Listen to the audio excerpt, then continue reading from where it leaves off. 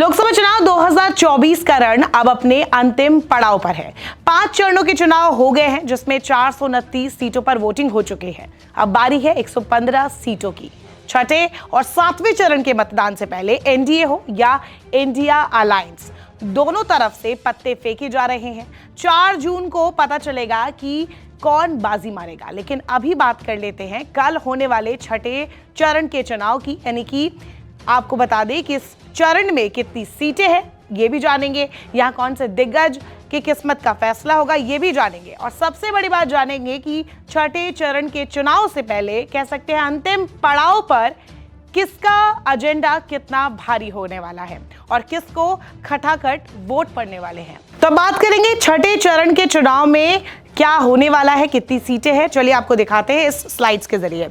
25 मई को चुनाव होने वाला है छठा चरण, जिसमें 7 राज्य और 1 यूनियन टेरिटरी के 58 सीटों पर वोटिंग होगी, जिसमें से यूपी में 14 सीटों पर वोटिंग होगी। साथ ही साथ हरियाणा की 8 सीट पर, बिहार की 8 सीट पर, पश्चिम बंगाल की 8 सीट पर वोटिंग होगी। इसके साथ दिल्ली की सभी 7 सीटों पर कल ही चुनाव होने वाले, इसलिए एक बड़ा कह सकते हैं कि गेम है आप और एनडीए के लिए, क्योंकि आप यहां पर कांग्रेस के साथ चुनाव लड़ रही है, जहां 4 सीटें आम आदमी पार्टी के पास है, 3 कांग्रेस के पास है, और वही एनडीए यहां पर बीजेपी के यहां पे कैंडिडेट्स है। तो देखना होगा कि यहां पर इस बार क्या होने वाला है, क्योंकि इस बार केजरीवाल जेल से अभी निकले हैं।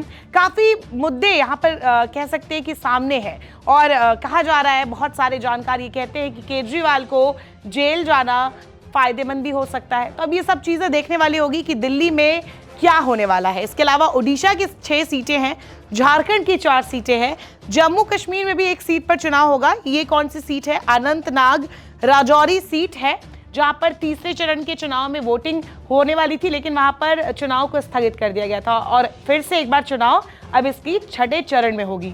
बात करेंगे कि 2019 में इन 58 सीटों का हाल क्या था, ये जानना भी जरूरी हो जाता है। तो अगर बात करेंगे तो बीजेपी ने यहां पर कह सकते कि अपना परचम लहराया था। 58 में से 40 सीटें बीजेपी को मिली थी, बीएसपी को 4 सीटें मिली थी, लेकिन इस बार बीएसपी के लिए कह सकते हैं कि मुश्किल हो सकता है चुनाव, क्योंकि इस बार जो सपा है उन्होंने अपना दायरा और बढ़ा लिया। अब वो मुस्लिम यादव से आगे बढ़कर दलित ओबीसी वोट बैंक को भी साध रहे हैं, जो कि बीएसपी का कोर वोटर रहा है। अब बात करेंगे बीजेडी, ये भी 4 सीट जीत पाई थी पिछले चुनाव में। जेडीयू को 3 सीटें मिली थी, आजसू को 1 सीट, कांग्रेस और आम आदमी पार्टी, ये सबसे बड़ी बात है कि ये दोनों 2019 में इन 58 सीटों में एक भी सीट नहीं जीत पाए थे। जबकि कांग्रेस के लिए कहा जाता है कि कांग्रेस ने 2009 में इन्हीं 58 सीटों में से 22 सीटें जीती थी, लेकिन अब वो अर्श से कह सकते हैं कि फर्श पर आ गई है। लेकिन अब देखना होगा कि 2024 के चुनाव में क्या कांग्रेस वापसी करती है और वापसी कितनी दमदार करती है। और इसके अलावा बात करेंगे 2019 में टीएमसी ने 3 सीटें जीती थी। इसके अलावा एसपी ने 1 सीट जीती थी, जो कि आजमगढ़ थी। तो आपको बता दें कि आजमगढ़ में भी अखिलेश यादव ने इस्तीफा दे दिया था और इस पर उपचुनाव हुए थे, जिसमें बीजेपी को जीत मिली थी। तो क्या एसपी के पास कह सकते हैं कि 58 सीटों में 1 सीट मिली, लेकिन जो बाद में वो भी उनके पास से चली गई। इसके अलावा एलजेपी ने यहाँ 1 सीट जीती थी, और इसके अलावा नेशनल कॉन्फ्रेंस, जो कि जम्मू कश्मीर की पार्टी है, अमर अब्दुल्ला फारूक अब्दुल्ला की पार्टी है, इन्होंने भी 1 सीट यहां पर जीती थी। अब बात करेंगे कि छठे चरण के चुनाव में कौन से दिग्गज नेता सामने होंगे। तो सबसे बड़ी बात, 3 केंद्रीय मंत्रियों पर सबकी नजरें रहेगी। वो है धर्मेंद्र प्रधान, कृष्णपाल सिंह गुर्जर, राव इंद्रजीत सिंह। इसके अलावा भी बहुत सारे दिग्गज नेता होंगे। महबूबा मुफ्ती होंगी, खट्टर होंगे, जगदम्बिका होंगी, मनोज तिवारी, मेनका गांधी, नवीन जिंदल, बांसुरी स्वराज, संबित पात्रा भी होंगे, राज बब्बर, निरहुआ। तो ये तो आपने देख लिया कि छठे चरण में आखिरकार क्या कुछ हो सकता है, 2019 के आंकड़े क्या है, कहां कौन मजबूत है, कमजोर है। लेकिन सबसे बड़ी बात कि छठे चरण के चुनाव के वक्त, यानी कि अंतिम पड़ाव के समय, किस तरीके से एजेंडा सेट किया जा रहा है। चाहे वो बात करेंगे प्रधानमंत्री मोदी की, वो जहां जा रहे हैं राज्यभर आप कह सकते हैं कि मुद्दे ला रहे हैं, क्योंकि जैसे बीते दिनों बंगाल में ममता बनर्जी की सरकार को बड़ा झटका लगा। कलकत्ता हाईकोर्ट ने कहा, और मतलब कलकत्ता हाईकोर्ट ने ओबीसी सर्टिफिकेट्स रद्द कर दिए 2010 के बाद जितने भी जारी किए गए थे।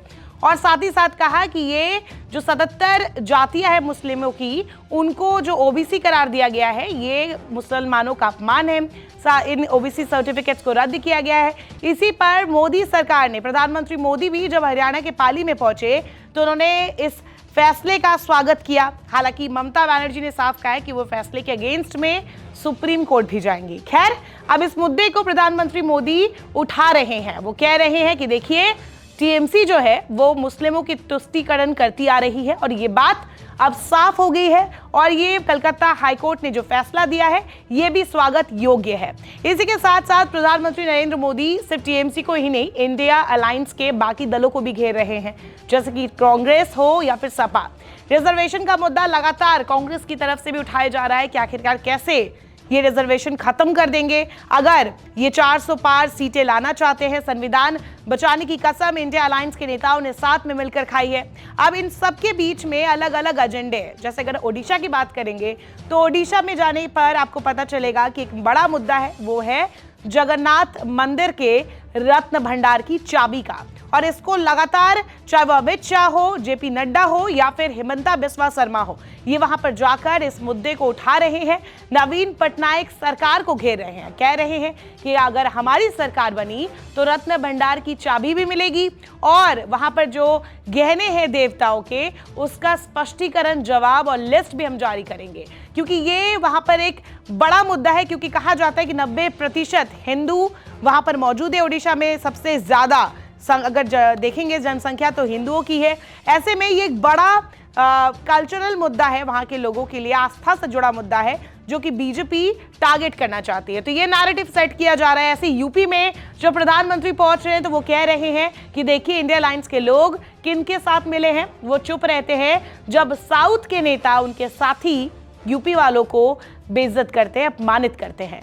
तो इस तरीके की अलग अलग राज्यों में अलग अलग मुद्दे प्रधानमंत्री मोदी उठाते हैं। करतारपुर जाकर वो कहते हैं कि करतारपुर बनाने के लिए पूरा क्रेडिट उनको जाता है। 55-70 सालों से करतारपुर का दर्शन कोई कर नहीं सका, लेकिन अब ये संभव हो पाया है उनकी सरकार में। और वही केजरीवाल, अगर दिल्ली की बात करेंगे तो केजरीवाल लगातार कह रहे हैं कि दिल्ली को पूर्ण राज्य का दर्जा दिलवाएंगे अगर सरकार बनी तो वही प्रधानमंत्री मोदी दिल्ली पहुंचकर कहते हैं कि भ्रष्टाचारियों का वो पर्दाफाश करेंगे और भ्रष्टाचारियों को लेकर, चाहे वो दिल्ली में शराब घोटाला पर बोल रहे हैं और साथ ही साथ कॉमनवेल्थ गेम्स को लेकर जो घोटाला हुआ था और इसके साथ नेशनल हेराल्ड घोटाले को लेकर भी प्रधानमंत्री मोदी कह रहे हैं कि एक एक का कच्चा चिट्ठा खोलेगा, जिसने जितना लूटा है उसको उतना देना पड़ेगा। एक बार सबके आप बयान सुनिए कि कौन किस एजेंडे को सेट कर रहा है और किसके एजेंडे में कितना दम है। भारत के संविधान ने जो आरक्षण दिया है, इसको छीन करके वे वोट जिहाद करने वाले लोगों को देना चाहते हैं। बंगाल में इन लोगों ने क्या किया? बंगाल में इन लोगों ने मुसलमानों को रातों रात ओबीसी के सर्टिफिकेट दे दिया था। जो आरक्षण ओबीसी को मिलना चाहिए वो सारा का सारा मुसलमानों को, और वो भी घुसपैठियों में बांटा जा रहा था।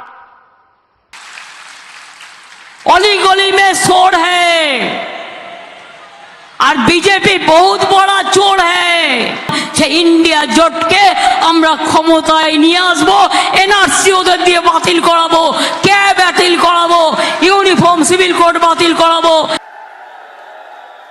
तो ये लड़ाई, ये चुनाव सबसे पहले संविधान को बचाने का है, आरक्षण को बचाने का है और जो गरीबों के अधिकार हैं उनको बचाने का चुनाव है। तो हमारा आइडिया है भाई और बहनों कि गरीबों के जेब में, किसानों के जेब में, छोटे व्यापारियों की जेब में हम ज्यादा से ज्यादा पैसा डालें। लगाया है 30 लाख सरकारी नौकरियां खाली पड़ी हैं, उनको हम आपके हवाले एकदम कर देंगे और 1 साल के लिए आपको बैंक अकाउंट में साल का 1 लाख रुपया महीने का ठकाठक ठकाठक ठकाठक ठकाठक ठकाठक। ये इंडी वाले गरीब और मध्यम वर्ग की संपत्ति का एक्सरे करना चाहते हैं। इन भ्रष्टाचारियों की संपत्ति का एक्सरे अब मोदी करेगा। शराब घोटाले की कमाई हो या फिर नेशनल हेराल्ड घोटाला हो, भ्रष्टाचारियों से पाई पाई वसूली जाएगी। ये जगन्नाथ रत्न भंडार का साथी कहां गुम हुआ है, ये जानने का अधिकार हमारा उड़ीसा का लोगों का है। अग्निवीर लाए 4 साल, उसके बाद वो बेकार होकर रास्ते पे फिर रहे। मिलिट्री में अगर भर्ती कर लेते, जितने भी वैकेंसीज है वो परमानेंट नौकरी करते थे। इसीलिए आज हरियाणा के लोग, नौजवान लोग, उनके माता पिता घर बेच के, जमीन बेच के, नौकरी नहीं है इसीलिए उनको फॉरेन भेज रहे हैं। सेंट्रल गवर्नमेंट में 30 लाख वैकेंसीज है, जैसा हरियाणा में 1,82,000 वैकेंसीज है स्टेट गवर्नमेंट में, वैसा केंद्र सरकार में 30 लाख वैकेंसीज है। मोदी क्यों नहीं भर रहे? 2 शब्द से आप निर्णय कर सकते हैं कि सरकार किसकी बननी चाहिए। हमारा है नेशन फर्स्ट, उनका है फैमिली फर्स्ट। निर्णय देश करे, नेशन फर्स्ट चाहिए कि उनका फैमिली फर्स्ट चाहिए। दिल्ली में जो लुटियन गैंग है, जो खान मार्केट गैंग है, इन घोर सांप्रदायिक लोगों की रक्षा करने में अपनी जिंदगी खपा दी। कॉमनवेल्थ गेम्स को कौन भूल सकता है? कांग्रेस के पास भारत के सामर्थ्य को पूरे विश्व को दिखाने का मौका था, लेकिन कांग्रेस ने क्या किया? दिल्ली को इतना लूटा, एक बदनुमा दाग कॉमनवेल्थ खेलों पर लगा दिया। यही कांग्रेस है जिसने सत्ता के लिए देश का बंटवारा किया।